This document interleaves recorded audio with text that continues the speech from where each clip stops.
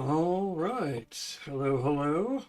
This is Mark Delacruz back here again to discuss yet another DM topic involving planning. Last week we covered cozy games. You could check that out on YouTube. You can see we talked about Ryutama, we talked about Floria, The Verdant Way, and also we talked about Fabula Ultima. Almost three different kind of takes on the cozy RPG genre. So we're kind of going the opposite direction on this one. From no stress, no fuss, no real character deaths, to lots of stress, lots of fuss, and quite likely intentionally character deaths. We're here to talk about basically but no pretzel. Pretzel just decided to give up on the ghost. There we go. Pretzel should be there, but relatively quiet in the background. It should be providing background music. Hopefully that's working. Okay. So we are here to talk about a genre, old school. Basically, you'll often see it referred to as OSR, which can be old school Renaissance or other names for it. Basically classic games. They are the genre that is essentially attempting to recapture what it was like to when people in the 1970s, 1980s first sat down and first started playing around with these newfangled TTRPGs and what it was like to play with those games and things like basically and play with those rule sets, those kind of the danger, the unexplored, before there was a lot of metagaming over basically everybody knows if you're in a 10 foot room, basically you should go in, you should definitely check for traps. Basically that chest could definitely be a mimic, so poke it. All of those things. So a lot of those games attempt to kind of recapture that. Now, OSR could refer to a lot of different things. They can refer to actual old school rules, like if you're running, for example, First Ed Dungeons and Dragons or Dungeons and Dragons Basic Edition, running some of those old school modules. It can be basically kind of adjacent to that. I do something somewhat adjacent to that at Gen Con, where I run a Toon game, which uses some of those old school modules. So we've talked about that here in the past. It was the let's see if I can't find it. It's somewhere in here, right? Yeah, B3 Palace of the Silver Princess was a lot of, hey, let's take an old school thing, run it as written, but the characters can't really die, so you end up with a much sillier experience. What we're talking about here today is basically trying to kind of capture basically the series of kind of games which try to capture that same feeling of those rule sets, of not necessarily being 100% slavishly basically stuck onto those rule sets. So they don't basically be like, well, we have to use this system, we have to roll a d20, we have to use the old school initiative systems, we have to use the old school classes, etc., etc. We can take and pick what they feel is best reflecting those, and then they implement them. This has gone in a couple of different directions. Morkborg, which you may have heard of, we haven't talked about on the stream yet, is definitely kind of the far, hey, we're just kind of capturing the essence of those old school things where everything is deadly, you're going to die, but you're going to have fun doing it, but it's a much more rules light system. And it is just kind of trying to capture that feeling of the unknown, of basically running into things out there and they're deadly and it's probably going to kill you. Along those same lines, you could say the same thing for Mothership, which we talked about. Somewhat old school. It's leaning more towards horror. Old school doesn't have to mean horror. Basically, it mostly just kind of means adventure with consequences. Adventure with basically back in the day. You took a hit, you took too many hits, and your character died. That happened and you kind of went, "Oh no, my character died." Oh well, I've been scribbling on this piece of paper over here and rolling up this other character, and so another person steps into the room and basically picks up their equipment and keeps going from there. Um, so what I'm going to focus on today, charcoal for the grill, nice, nice day for it. Um, One of basically what I'm going to focus on here today is a particular variant of it, which again is not a we have slavishly recreated the rule system and are attempting to recreate the exact feel of first edition D&D. Basically, it's not things that try to do that, or things closer to like Hackmaster, for example. Is definitely one of those that just very much Hackmaster is first ed D&D with some changes made to it. Just to basically, just enough to basically to push it somewhat into the realm of satire, somewhat not. It's its own sort of basically, but it adheres much closer. But today we're going to talk about this system, Dungeon Crawl Classics. It is published by Goodman Games, who are also based here in the state of Indiana, which is how we ran into them. I ran into basically I picked up their stuff. In case you're curious, basically with the physical copies, I picked these up that's hilarious because it's green, it's just see-through. But I picked these up at their booth at HoosierCon. So if you happen to be basically in the Indianapolis area or going to any of those Indianapolis area conventions, they will likely have a booth there. I know they are usually at Origins. They are usually at Gen Con as well. And so the quick start rules you're looking at here are available for free on their website. They are also basically they usually have physical copies of them at their booth. So this is basically how do we basically so what they're going for with these games is they're going for that feeling you got of sitting down, quickly kind of rolling up a character, and then throwing them into a dungeon along with your other characters. It's great. They started with Dungeon Crawl, then a new Dungeon Crawler. It's a Dungeon Crawl Classic.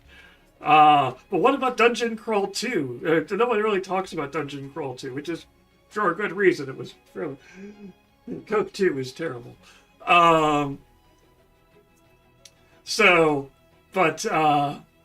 In any case, basically, it's trying to recreate that feeling of the sheer randomness of the kind of original game system.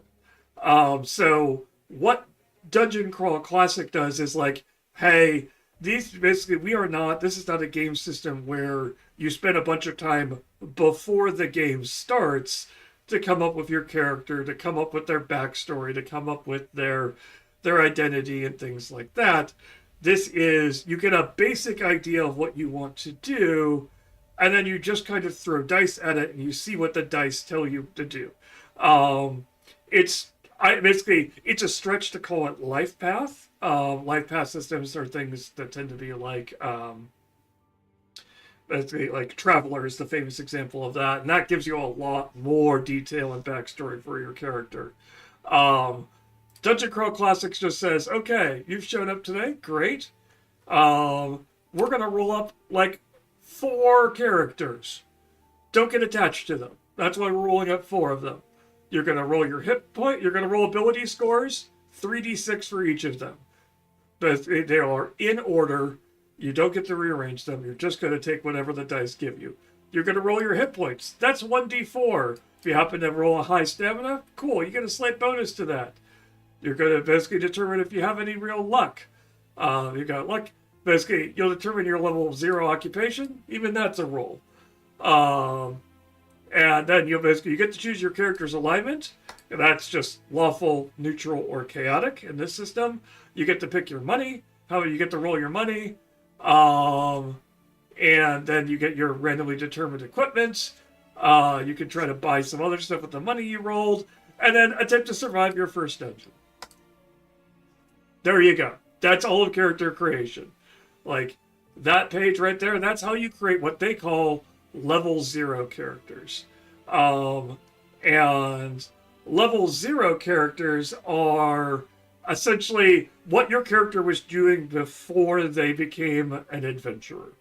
Before, basically, it's kind of their it's a group of farmers, a group of peasants. You can see on this chart here on the random. Basically, you've got ditch diggers and coopers and confidence artists and caravan guards and grave diggers and guild beggars and halflings and elves and dwarves and things like that. And all of that is just randomly thrown in here. The full book has even more entries, but it's meant to be this idea that you're going to sit down and generate 4 of these characters really quickly, and you're not supposed to put a lot into their backstory. They're like, don't get too attached to them, because as you may have seen, we rolled 1d4 for hit points. That's not a lot of hit points. It's not like this is a system where taking damage is, very rare and won't happen. Well, no, basically if your character takes a wrong turn in the dungeon, they could stumble on a trap or get punched by an orc or something like that, and, well, time for the next character. So, the reason why they do this, and basically the reason why, they say, like, hey, there is a particular reason why we want you to follow these rules exactly as written. Don't, basically, if you try to mess around with these things in the name of balance, they're like, this won't really work. The idea behind it is that you're going to create these 4 characters. Some of them are going to die horribly. But the ones that make it through have stories to tell behind it. They are the cautious ones. They're the careful ones. They're the lucky ones.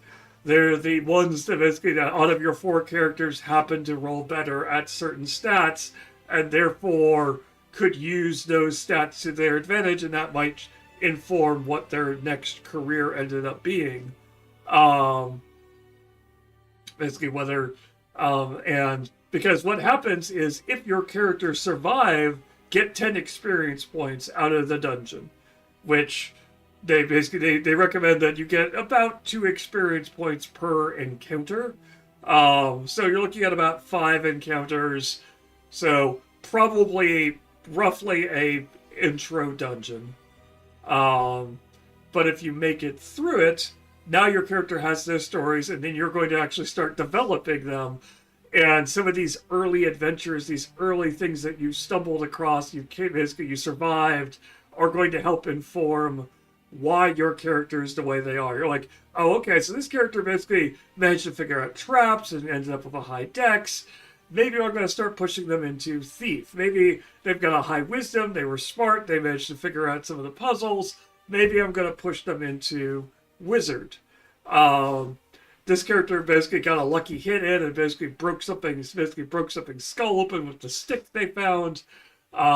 Let's go warrior with them. That feels the right choice. And so it's the idea of the fact that the stories a lot of times I've talked about how role-playing can be improv with dice. And a lot of times it kind of feels like that, where basically the story's kind of flowing and you're letting the dice kind of direct it. This kind of to an extreme. You're letting the dice be completely random and you're letting them really give you a bunch of situations and scenarios and then letting you say, oh, okay, here's what I'm pulling out of this. Here's what I'm seeing interesting in this story. Here's basically, and you're going to grow more attached to them because, hey, out of all those intro characters, basically the funnel is what they call it. Out of all those intro characters, this is the one that survived. This is the one that made it out. Maybe 2, maybe 3. Like, even their first level adventures, like the one I was just showing you, are designed for, I believe it's like 8 to 9 players. Basically, for 8 to 9 characters, for 8 to 10 level 1 characters. So, basically, they also talk about in the intro here. Remember the good old days when adventurers were underground, NPCs were there to be killed, and the finale of every dungeon was a dragon on the 20th level. Those days are back. dungeon crawl. Classic adventurers don't waste their time with long-winded speeches, weird campaign settings, or NPCs who weren't meant to be killed. Each adventure is 100% good solid dungeon crawl with the monsters you know, the traps you remember, and the secret doors you know are there somewhere.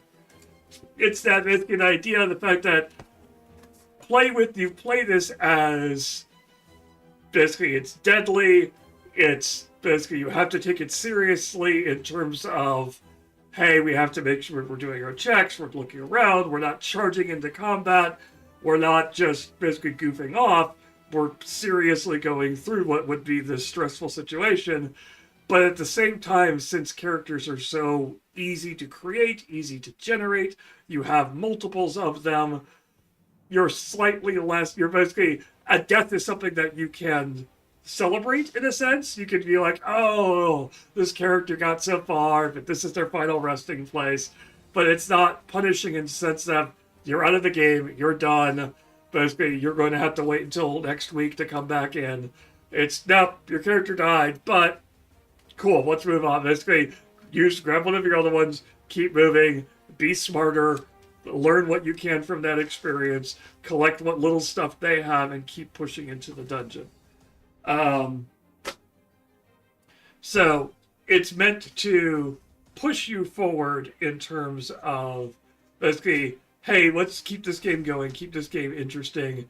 Let's not linger on basically getting wrapped up in a lot of the basically more modern games basically are like, oh, hey, we actually want to tell story. This is more collaborative storytelling.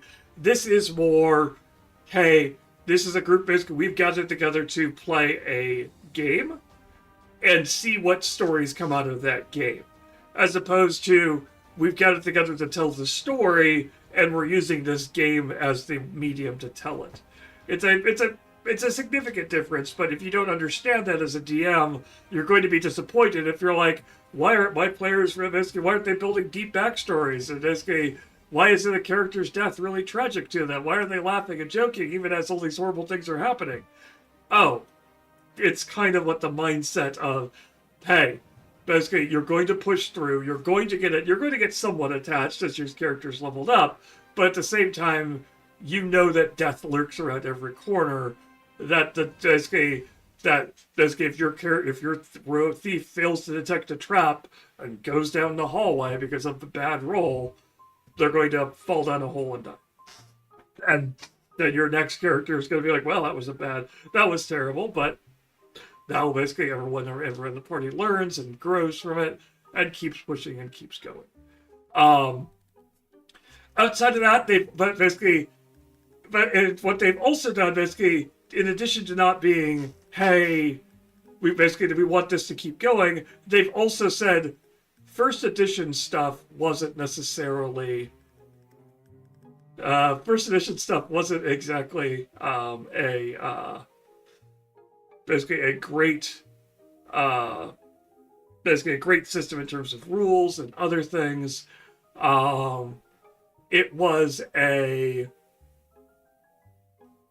It has a lot of heavy rolls and things like that, initiative and things like that.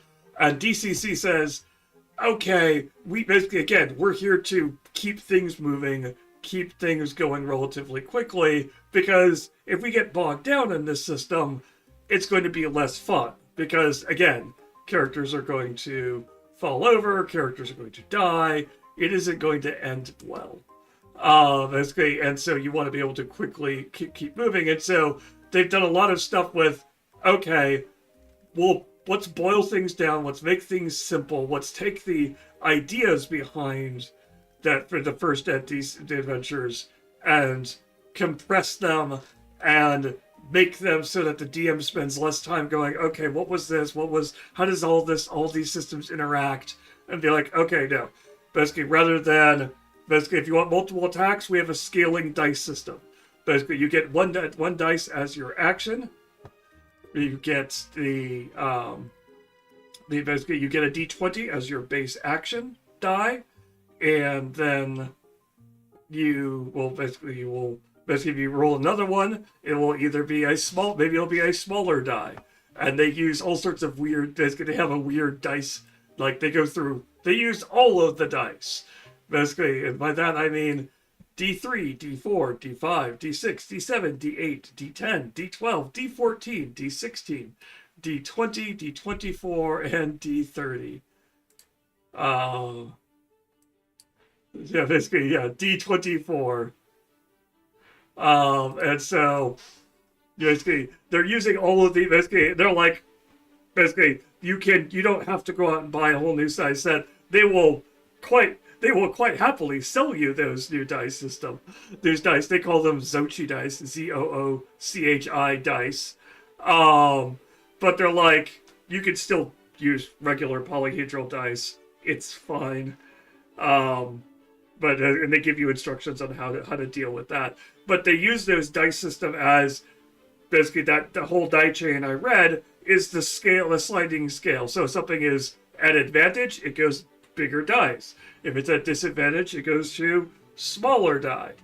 Cool. Basically, if you're attacking multiple times, likely your number is you're rolling a d20 for one, and maybe you're like, oh no, I'm rolling a d16 for my next one, or d14. So all the dice start to compress.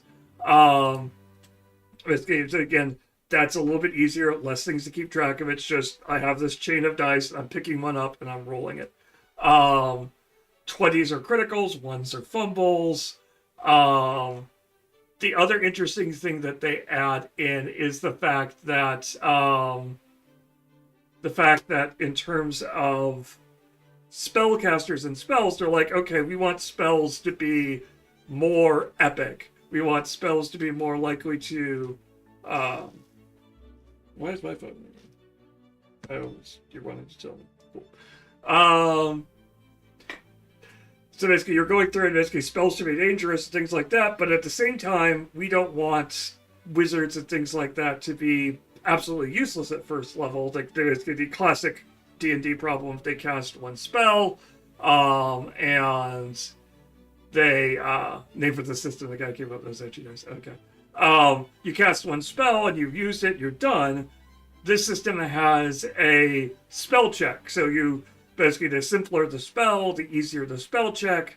Basically, you're rolling your d20. You're adding your personality adjustment, which is either intelligence or charisma, depending on where you what class you are to casting it.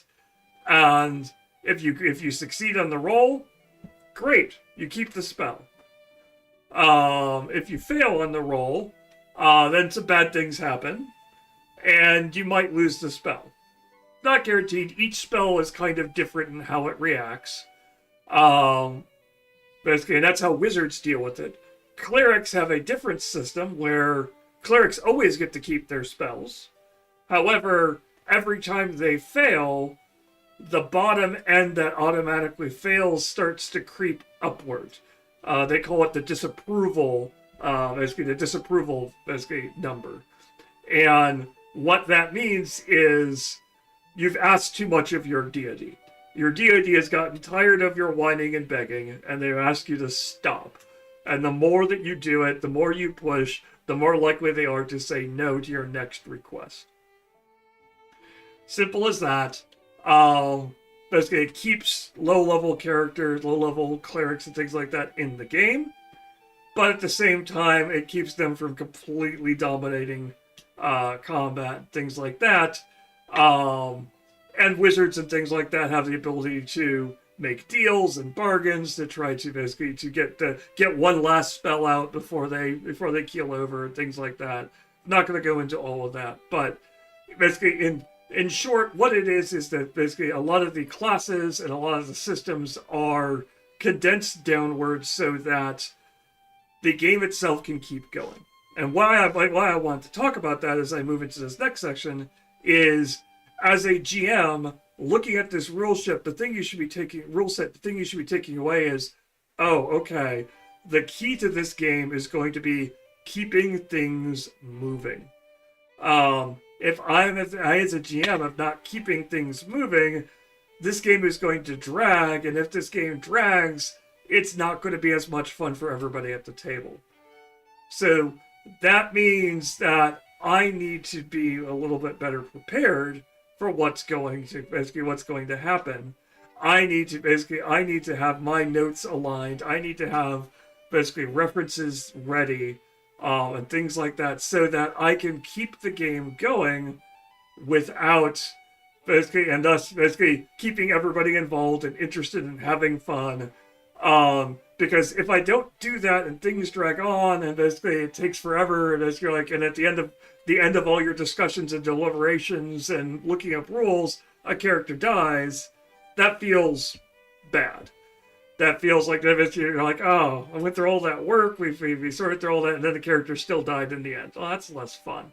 But if it's okay, this happened, you failed, you fumbled, here's the result of the fumble, oh gosh, roll again, oh gosh, character is dead. Oh gosh, keep moving. And you're not letting them sit and dwell and think about, oh, hey, that was kind of terrible. Basically, they're instead like, yep, that's the way things work in here. The dice said this.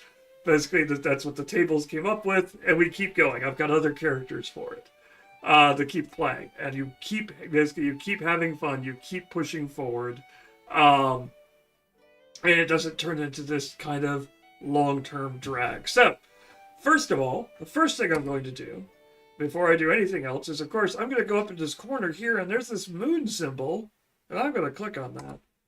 Because, by golly, we've got dark mode. Look at that.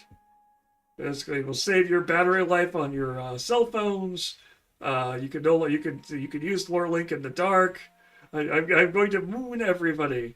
We're going to basically going to take over the moon. If I need to go back, the little sun icon can basically close your eyes. It's going to get bright. Wow. It's back to bright. And then go back to dark. Dark mode only applies if you're playing the Dork Tower RPG, which there has to be one, right? Somebody created a Dork Tower RPG by now. For those who aren't familiar, Dork Tower is a long-running comic strip about TTRPG and board games. That's my secret cap. I'm always dork. All right, so now that we basically dark mode is now available. This is live. This is on our actual live site. So if you are basically if you were like, hey, I'd love to use Lore Link, but man, I just can't stand that light, basically that bright light. Basically, we've now got dark mode. It's available on every tier. It is a free feature. So that means even if you sign up for our free accounts, which you can get to directly on our basically on our Get Started page. We'll take you there and we'll figure out you can sign up for a free account. This feature will be there and waiting for you. All right. So now that we've gotten that out of the way, we can actually relax our eyes. And I know I've got to change my background as well. But the Dork Tower one is out of print. Oh well. Let's go ahead and create our first campaign here. Okay, let me grab the cover for this. Let's upload a new image. We're going to be going with the People of the Pit module, which was suggested to me by the people at the Goodman Games booth.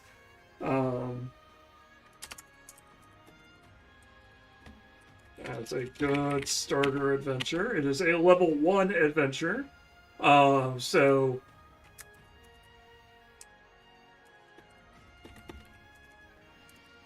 a wizard, a rogue, ranger.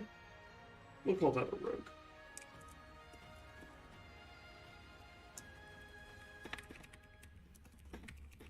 Bit off, I can tell you.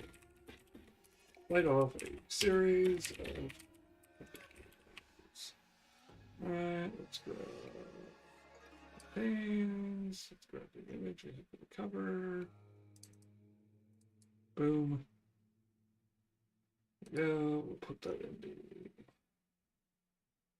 TTRPG folder. We'll save that. Cool. Once that's done, we'll go in here, pick the DCCRPG, grab that cover, insert that, I will also use that as the campaign icon as well. Perfect. Okay. The people of pit. B. Alright, we'll grab the kind of intro text.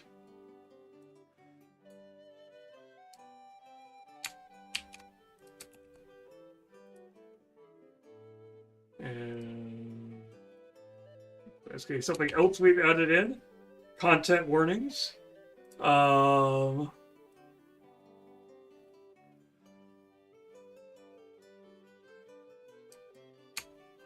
Basically, so we'll basically go ahead and throw their brief kind of content warning in there, because it's basically if I'm starting a campaign, I may want my players to know, hey, basically, this is what you're basically numbers, tentacles, cultists, human. Okay.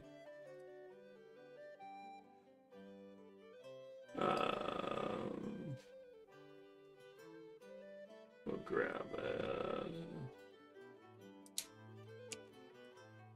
a quick description right here. Oop.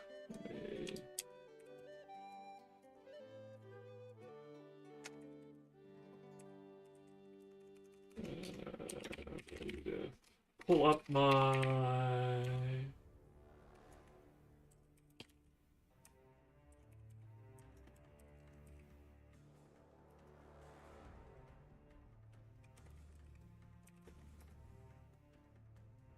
quick line break tool. Format is slightly nicer here.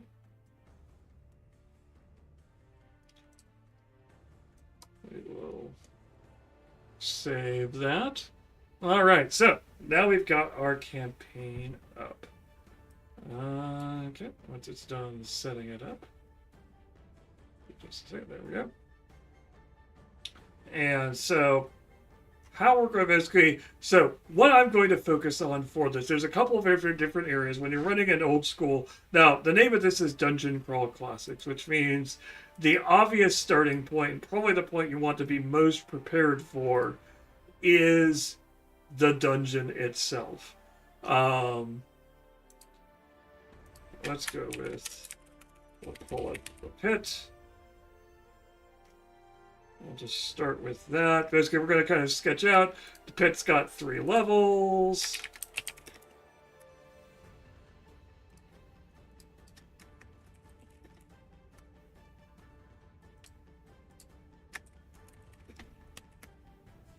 Okay. So, we've got those set up. And so, what we're going to want to do is basically dive into this. And basically, if there's something in the pit that we want to, like, basically at the top level we want to track, like, for example, the module has an encounter guide, which gives you rules for how it basically, what the encounters are like. It also talks about these magical portals. It talks about the cultists and how the cultists work. All this information is great, and it's located right here at the beginning of the module. So this is key information that we're going to want to reference throughout the system. So let's go ahead and go up to that top level. And let's go down to this field here called Child Description, and let's start throwing some of these things in here. That way, let's start with magical portals.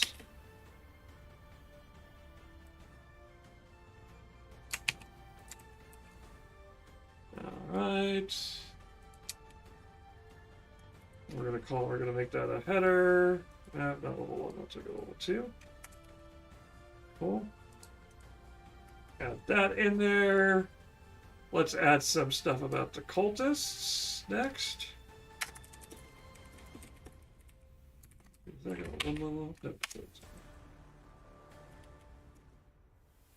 We'll talk about the Cult of the Pit. And then we'll go ahead and grab out the various beasts and other stuff of the cult.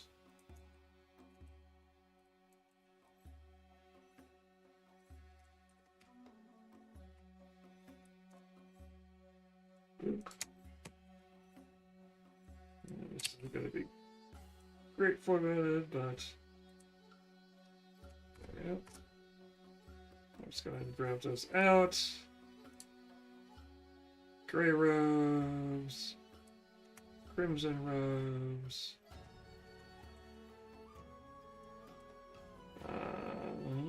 yellow robes.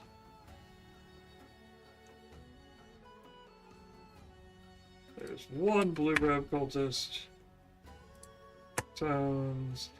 Basically, we've got this reference here. We'll probably come back to this reference later and make sure that we can basically link it to Area 49, so in case we want to actually look it up. Same with this spell here, so that we have a quick reference to it.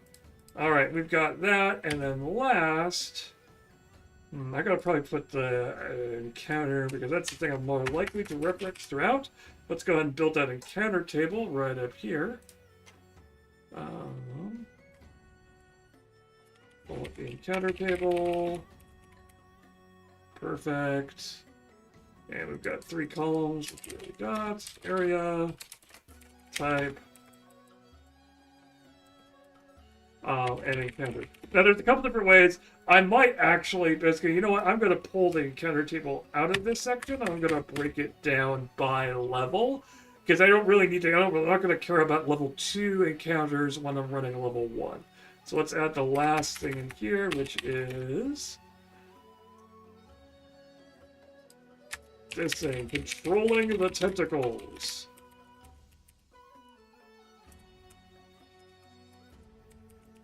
Of the pit beach. This we are going to throw a table in, just like that. It's going to be DC, it's going to be result. Don't need the rest of you. Don't need you, don't need you. And I'm not showing on screen. Let me actually flip back to actually showing lore link. Boop. There we go, there we go. Alright. So, basically, we're adding this in. Basically, we've got the location kind of set up, and we've got these. Basically, we've started adding these child descriptions. So we've got the magic portals, the cult of the pit, and controlling the tentacles of the pit beast. We're the pit beast. Now we're adding this table here. So 0 to 14. That gets us this result.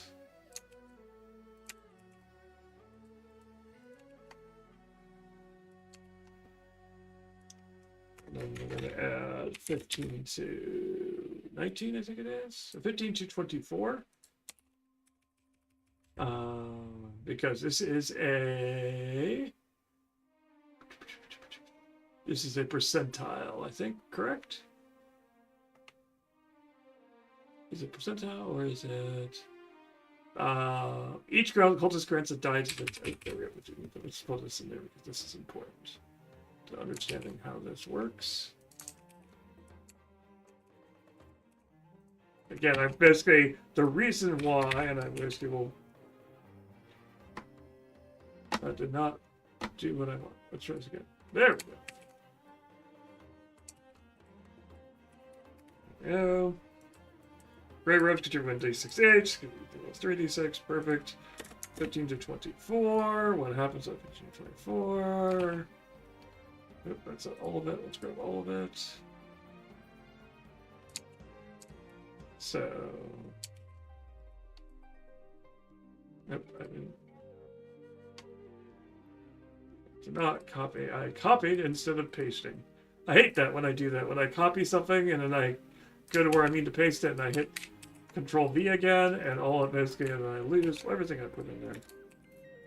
There's that, and then last is the 30. Actually, there's 2 more. 24 to 34. That gives 25 to 34. I can do math. Okay, grab that, paste that. Where's the line versions go? Boom. And then 35 plus. It gets you this. Boom. Let's save our work. And you're curious, you're like, hey, what does that look like? So, we've got this here. That's what this is going to look like. We've got the table right there, which is giving us all that information. So, the reason why we put this in here is so that when we go down to, let's say, level 1, we go to one of the children here, level 1. Basically, we don't see much here, and there's no child description. This is where we're going to put the encounter stuff. But when you're looking at it in the view mode, which is what you're going to be using when you're in the game, these notes are here. They're condensed, so they're not always visible to you. So you may be focusing on other things, but one of the players goes, "Oh, I want to mess with that magic portal." Boom, your notes are right there. You run into some of the cultists. Boom, all those notes are right there for you. Same with the basically, oh, I need to roll the tentacles. All that stuff is right there on that level, already in there, and I don't have to recopy it or re-add it anywhere else in this dungeon, as long as whatever I add is a child of this dungeon. So we talked about earlier about the random encounter table. I'm going to want to throw that in here as well, but I'm going to break that down and put it into the level 1 child description, so I don't have a bunch of notes copied in that aren't for a level I'm not using. So let's do this. Area, type, counter. So I just grabbed all the level 1 areas. And so now we can just break these apart. Oh, we need to put what we're getting to.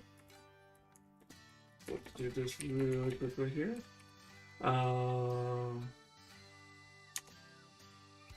There's just a random extra razor blade drop. Oh, because it's both of those are under the. Let's put those there. Cool. Dink, dink, dink, dink, dink, dink, dink. Put that together. Dink. Okay, got all those together. Now split these up.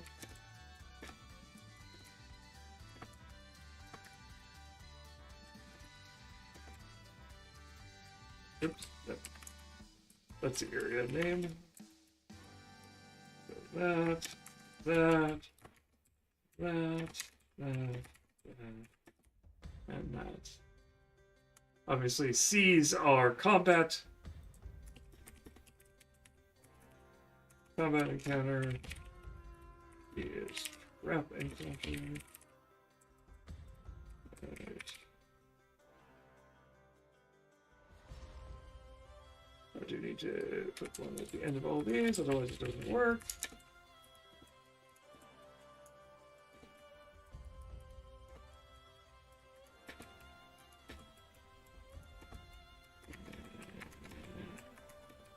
Boom.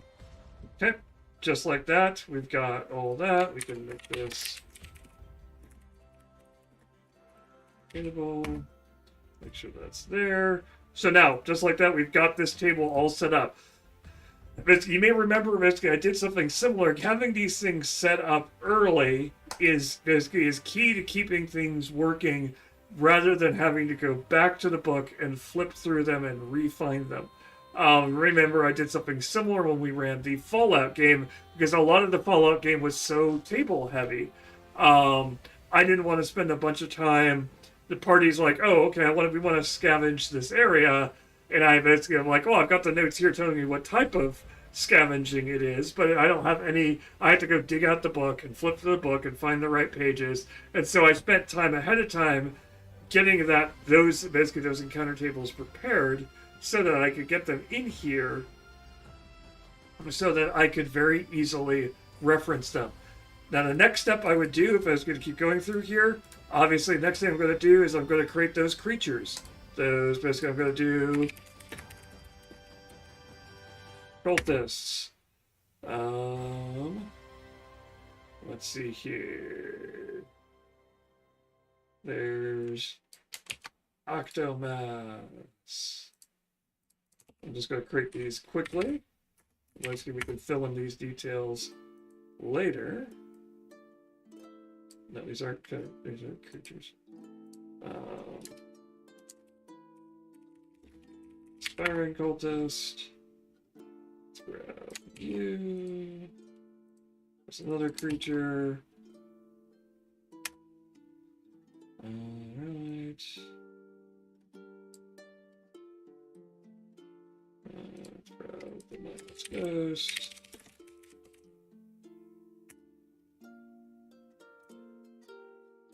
We've got the Crimson Robe Cultist.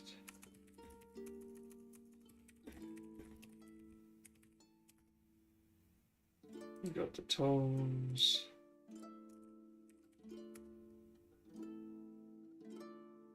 Okay. So we've got most of that in here. We've also got these guys as well.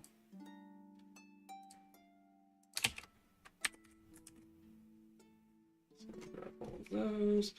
Again, I'm basically doing a top level of this because obviously we only have a little bit of time here on stream and I don't want to go through all the details. I'll show what I'm more getting into. But what I want to talk about here is, okay, I've got these random encounters and now let's dig in and let's do more information in here so that it reduces the amount of work I have to do even more.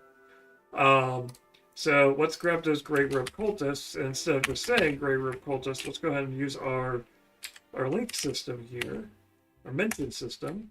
Be like Grey Robe Cultists. Boom. They now have links. I can now copy that link for all the other ones. You.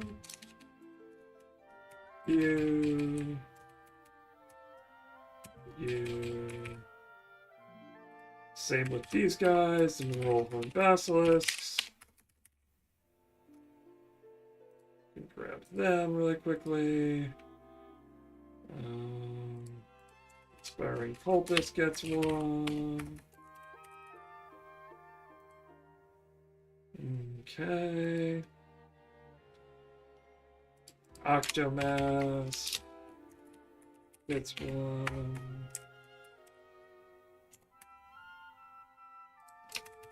Devil Toad gets one. Then we're breaking down this one. Oops, I went too fast. Yeah. Crimson Road. Next to last, we got the Mindless Ghosts. Tone.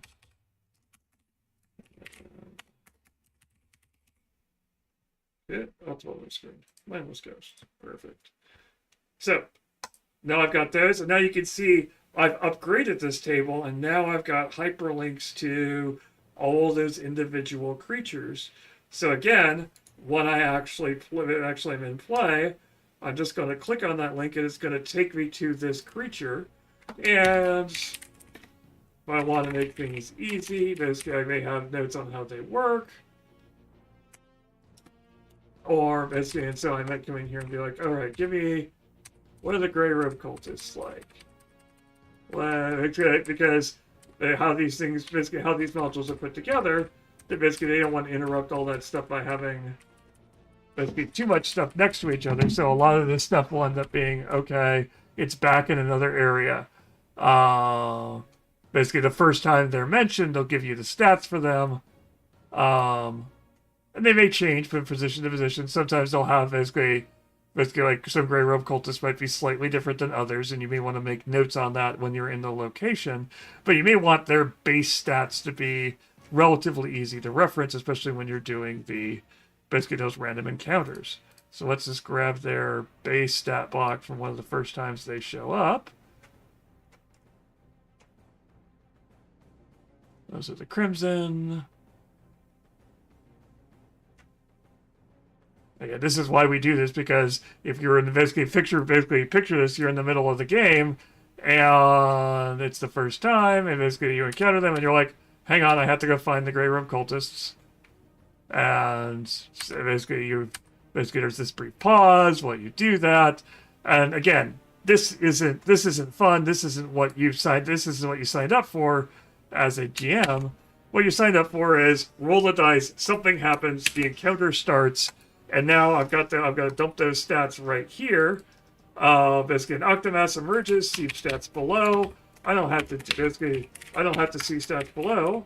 I could just reference the Octomass right there. Get rid of that thing. And now I can reference the Octomass. And I can pull the Octomass stats in. And now the Octomass has its stats. Basically, write that. Basically, I can get rid of that.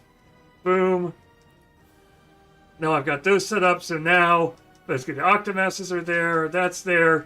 So now this table has become even more useful. Basically, something happens, I can click on it, I can quickly jump over to it, get those stats.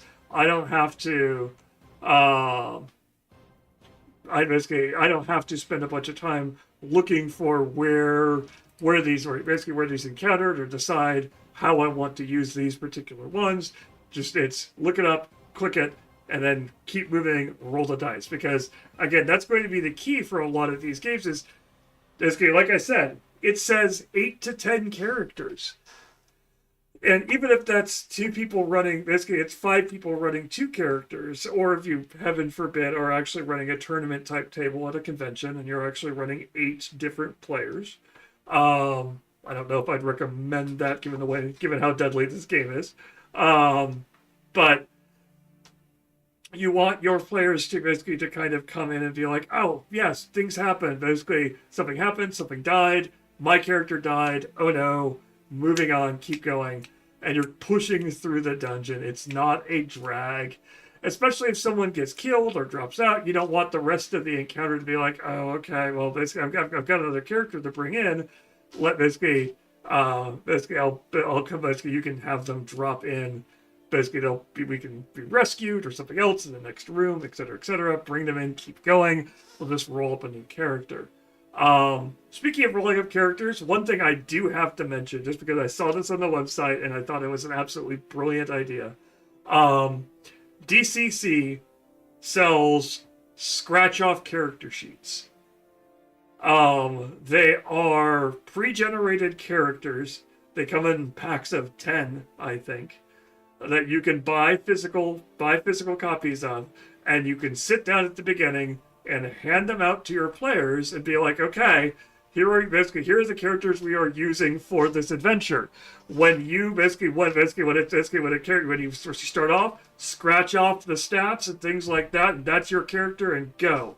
When somebody dies, throw away that one, grab the next one, scratch it off, see what you got, and keep going. Basically, it's an absolutely brilliant idea for a way of using a physical medium to give your character something fun, and it reinforces the idea of, hey, basically scratch off tickets are associated with luck and lottery and chaos and things like that, and it's a great way of just driving that message home to your players of, yeah, you're going to have fun, I'm going to hand you a bunch of really silly things, and we're just going to go, and we're going to keep going. And it's a great way of doing that. And so that's why when I say you want to, basically, they have set this game up to be a quick game. They're giving you the tools to do that. Make sure that you spend the time ahead of time being prepared for that, so that you can keep the game running and keep that feeling going, so your players aren't going, oh, basically, this is fun, but then we keep stopping. And so you're wanting to keep that ball rolling, keep that going. Basically, that's going to take a little bit of setup time. And basically, I would think that basically Lorelink is a great way of doing that. Now, we talked about, again, children. Basically, so well, I've got level 1 here. The next thing I'm going to want to do is I'm going to want to make sure I've got visualized how this, how this is laid out. So let's let's draw a map in. Ooh, hamburgers. Maybe I'll get a hamburger when I go to the movie tonight. While I'm adding this image. So the reason why this stream is a little bit early is because of the fact that I am going to go catch a showing of Speed Racer. The Wachowski siblings, early 2000s, colorful Skittles poured directly into your brain. Movie. The Alamo Draft House, which recently opened in our area, basically is showing that movie, and that is basically the live action one. Yes, it's the live action one. Which basically, if there's ever a movie which needs to be seen on a big screen with a big projection, basically the live action Speed Racer. It's definitely one of those movies you kind of watch it for the first time and you go, "Wow, that was But basically, you start to realize as you're like, no, wait, there was a ton of stuff in there that was revolutionary filmmaking wise, was also, basically it's got basically the use of depth of field and things like that. The way it sticks to the source material is just, by source material I don't mean the original anime. Speed Racer, basically Bakugo and Speed Racer are twins separated at birth and raised in completely different environments, and showing basically the difference between nature and nurture. They are not the same. But basically Speed Racer is silly and ridiculous, and the movie gets that. It uses some absolutely off-the-wall techniques to do that. And so it is a great fun. If you have not seen it, basically pick it up sometime. Yes, the 2008 movie by the Wachowskis. Yep. It is a blast. Do not go in expecting it to be a serious movie.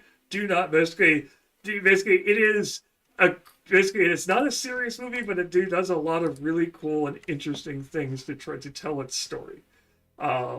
It's something you definitely don't notice on the first watch, but as you watch it multiple times, it does not feel like any other movie you've ever seen. So that aside, we'll come back here. So I added the map in here because I'm going to want to. I mean, basically, if I was basically doing this more seriously, I'd probably resize this a little bit more to shrink this down, so that I could get a better. Basically fit this in slightly better. Basically, resizing is a little, basically it's a little exuberant here. But the major reason why I want to add this in here is that it gives me a visual guide to what's going on. This is in the book, and it's got lots of things like secret doors and things like that. This is for me. This is not for the players. I'm not going to necessarily hand this out to the players. But it is for me to keep track of what connects to what, because you've got a lot of weird stuff like 1-2A and 1-2 and 117 and B and basically 118 and 117 and 118, 119 or 120, but 18 is connected to 120. It's got a lot of weird stuff, and if you don't have a map out at all times, it's going to get lost. And so I'm going to want to have this here as a good reference so I can tell, oh, okay, here's what's on this level. And so let's start off. Basically, the next thing I'm going to do is I'm going to start adding hotspots to this map. So I'm going to create the room 1-1. Location. We'll call it room 1-1. Once the players get lost, the session is lost. So I don't need a map. I can add a location. Let's make sure we actually have that under level 1. Cool. And then I would drop in whatever description. They usually have a read aloud type description in here. So I'm going to add that in.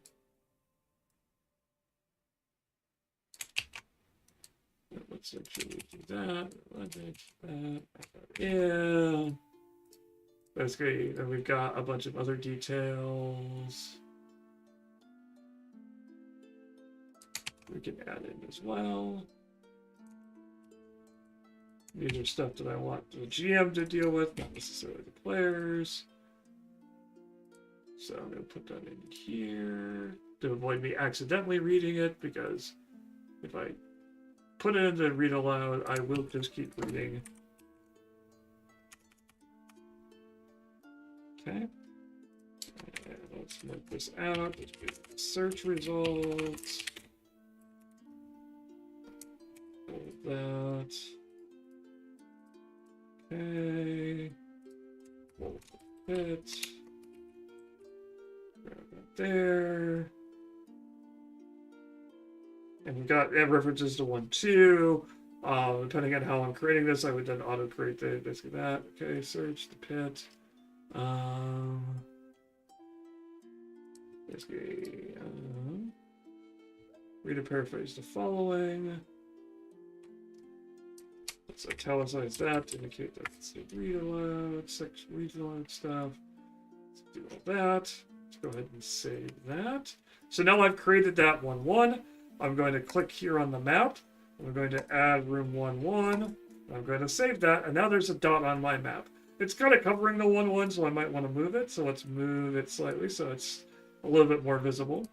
But now that I've done that, let's save this location. Now I'm going to flip back into basically the read-only view.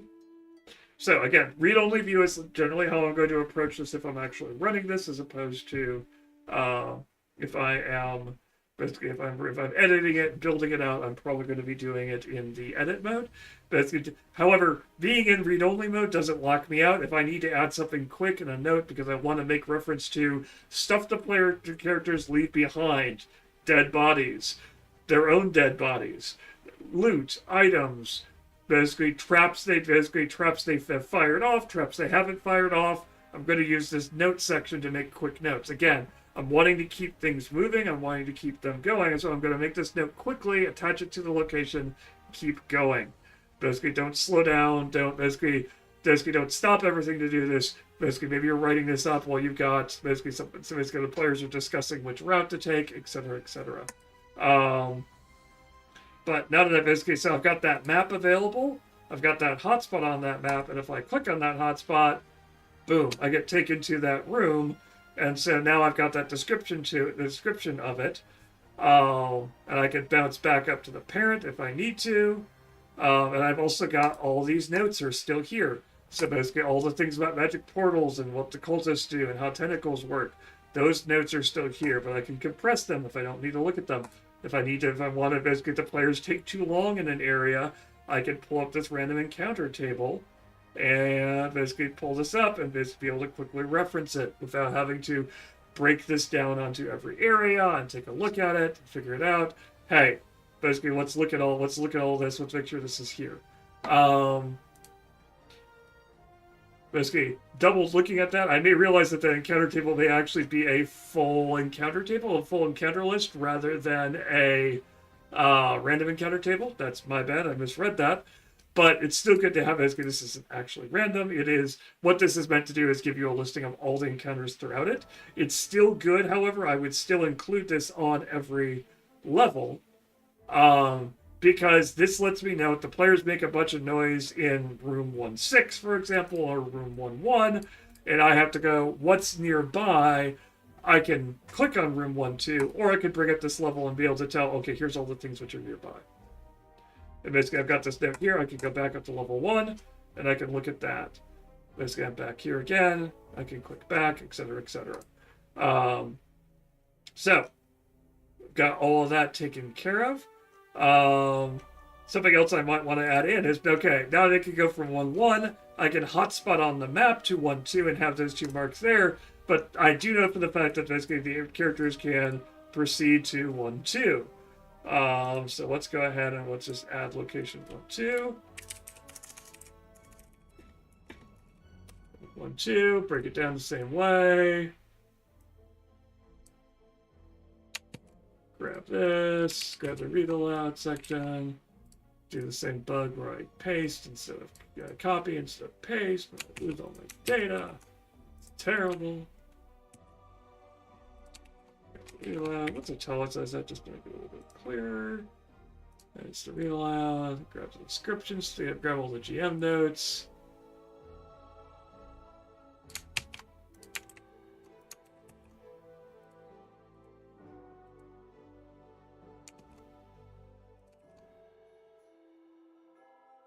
Make sure we break out the sections we want to break out. Maybe highlight any checks we have to make so those are easier to spot while we're looking at it.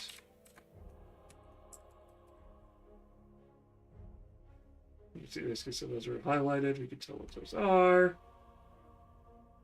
Boom, let's save that. So now we've got area 1, 2. Oops, I'm in that's why I can't edit. Yeah. Now I can also update that to room 1, 2. Boom. Grab that. Copy it again. Boom. Now I've got notes there for 1, 2.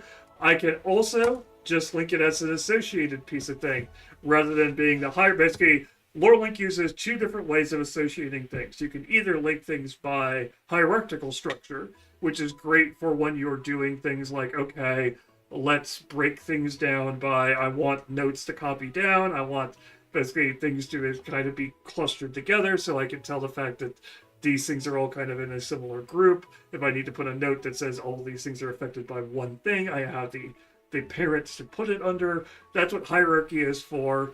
Associations can be used to be more horizontal rather than vertical. So in this case, if I'm like, I want to link rooms together in the order that they go, if I want to list all the exits from a room, I can basically associate an existing location. Let's go ahead and do room 1, 2. Boom. Now I've got a link to that. So now when I'm looking at this in view only mode, I've got the conversation about 1, 2. I have the links basically. Oops, I was bad and I forgot to save before I left. My bad.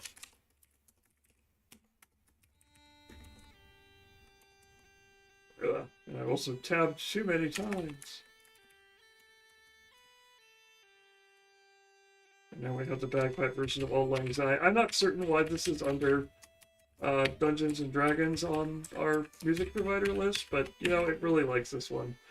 So, you know, it sounds nice unless you realize it's Auld Lang Syne, and then your brain just kind of goes, wait, what? So now I've got basically, so now when I'm looking at this in read-only view, I've got room 1, 2 and room 1, 2. So basically I can click on those and take it directly to it. Or if I'm just looking at, basically I want to check what are the exits from this room that I need to be paying attention to. I've got that there, 1, 2. I can use that when I'm associating with this. I'm like, okay, they're making noises in room 1, 1. What's connected to room 1, 1? Okay, I've got a list of things which connected to 1, 1, and I can consult this table up here and see what things are hanging around that they might run into. Basically, easy to keep track of, easy to keep moving. Again, all of that is important in terms of, hey, I want to make sure that the session keeps moving. Because that's that's the important thing with these old school games is it basically, they rely, basically, a lot of the original old school games, first edition D&D, when you're looking at basically Tunnels and Trolls, things like that. They were run by people who either were very heavily into, basically they were coming out of war games where rules were massively important, and so they had gotten used to, okay, if I'm going to play this game, everybody is going to memorize all the rules, because that's how you played those war games and things like that.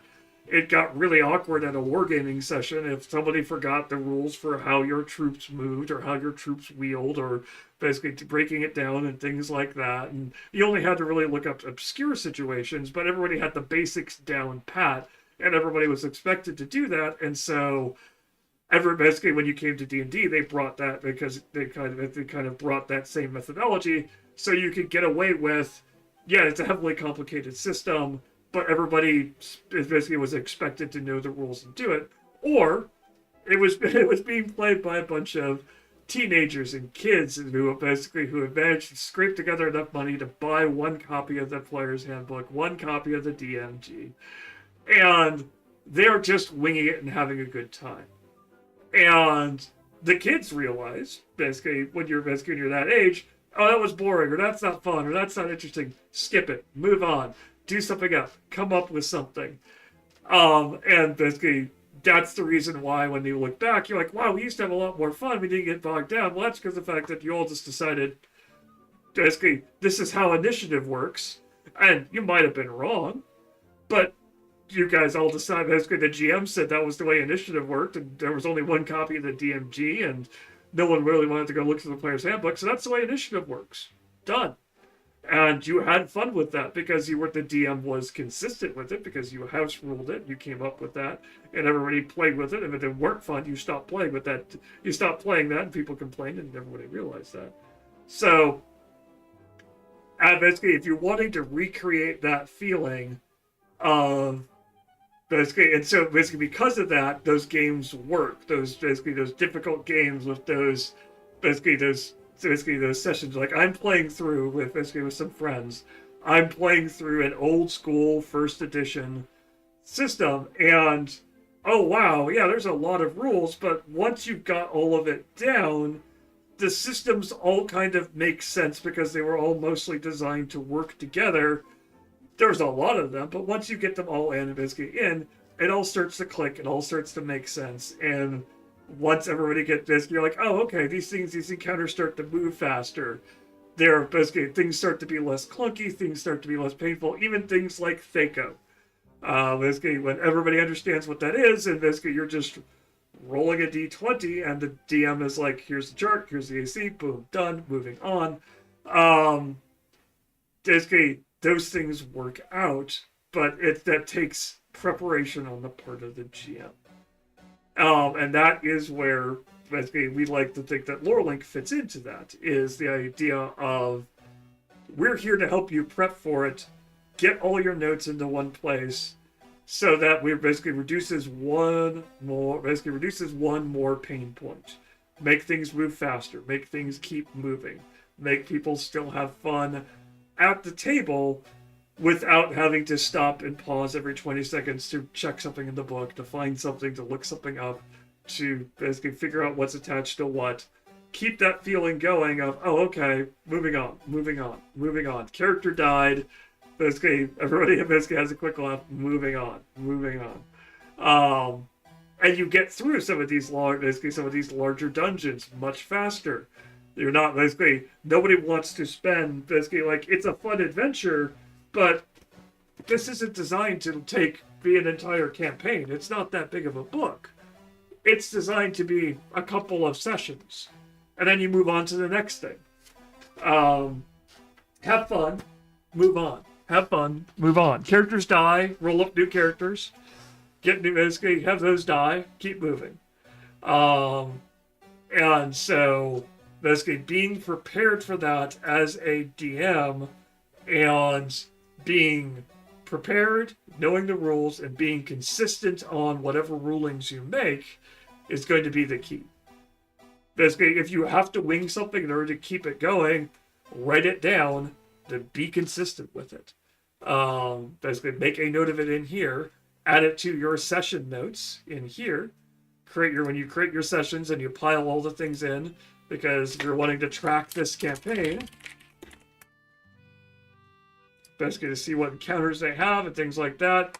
You're adding the locations in. You're adding you're tracking all of that.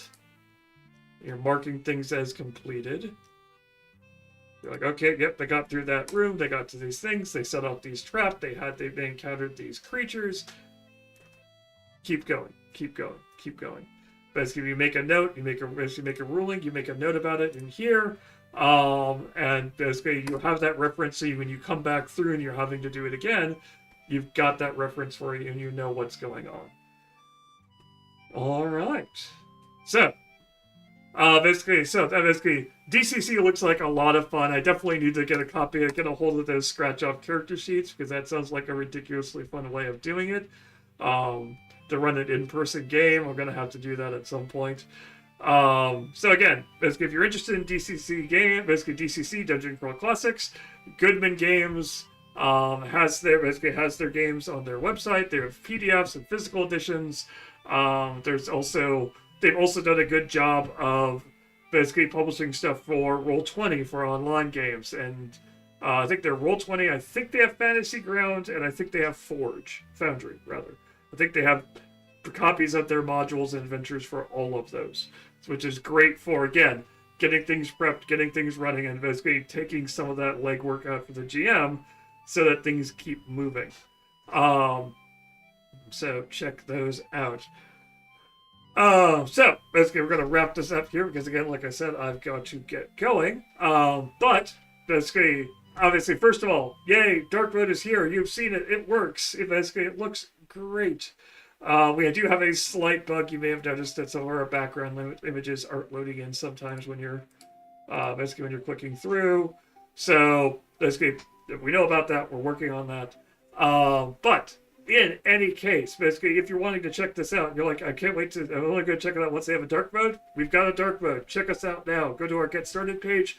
Free account available now. You can get 2 free campaigns to do with as you wish. Basically, create, link, explore, have fun. There's a couple of paid features which are behind paywalls for right now, which are the hotspots are behind a paywall, templates are behind a paywall, and campaign sharing is behind a paywall as well. Paid accounts are coming soon, though. Basically, our early access is ending. Our backers and our Kickstarters are going to start their 1-year free trial. And then we are going, basically, then what's going to be available to the general public. Not basically when their 1-year free trial starts is when other people can buy, not after that point, just to be clear. So that is coming soon. Also coming soon is basically here at the end of June, you can catch us, Lorelink, in person at Origins. Not only will we have a booth at Origins, we are also running multiple events at Origins. We are going to have, you can see right there, you can check out the 3 events that we're running. I'm running GMing 101. I am running How to Pick Your Next Game, where I talk about cool game systems like this one that you may not have heard of. You may be like, oh, I want a game like this. Basically, check out that.